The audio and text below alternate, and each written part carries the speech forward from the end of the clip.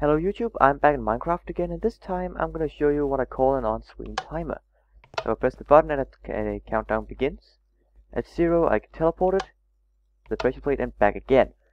So it's a pretty simple concept. It uses obviously levels to count down, and what it first of all does is just remove all my levels.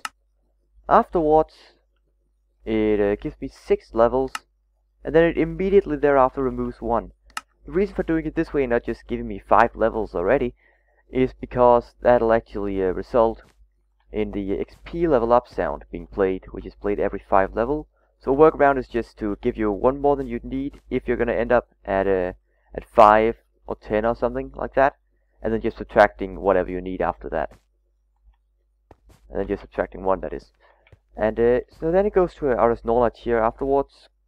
That just keeps track of whether or not the process is running. It also splits to this timer, and I have it disabled at the moment. I'm gonna get back to it later on. But this RS knowledge here, when it's off as it is now, it powers this clock. But when it stops and it turns off, but when it isn't powered anymore, when it's on, this process here, then this clock doesn't receive any power and it just runs around. It's a standard 5 clock, very simple. Built out of torches because repeaters are unreliable. And what it basically does, decrements my level every single time it goes around. So that's once a second.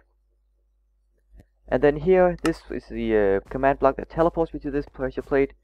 It teleports me back right in front of the button, and it also tells me that time is supposedly out. That's pretty much this entire contraption. Again, this version of it has a bit of problem here, because it teleports me to the pressure plate, and I might not want that. In this case here, it's not a big deal because it teleports me immediately back in front of the button afterwards. But what if I didn't want that? Maybe what if I just wanted to close the door or something? Then teleporting me to the pressure plate and somewhere else would be a huge distraction. So the solution to that I found is simply just have a clock that has the same length, and it can be any kind of clock. It can be a minecart clock. This gives us just a simple repeater clock here. We can use whatever, and if I simply add redstone to it so it's activated, and make that command there invalid, I can press the button, it counts down, and it should work just as before. However, I'm not teleported to any pressure plate. That's basically it. Another thing here is it also uses a repeater lock, and these repeaters are set to 4 delay, because otherwise they're gonna power this repeater here on and lock it before it actually turns off, and that is creating a very serious issue in this case, because it simply locks it, which is a pretty bad thing, obviously.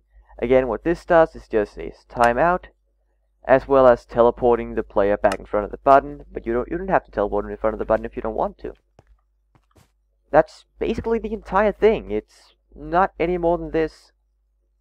It's a very simple idea, and yeah, go ahead and use it. It's useful for adventure maps, obviously, but it does use XP, which can be a problem.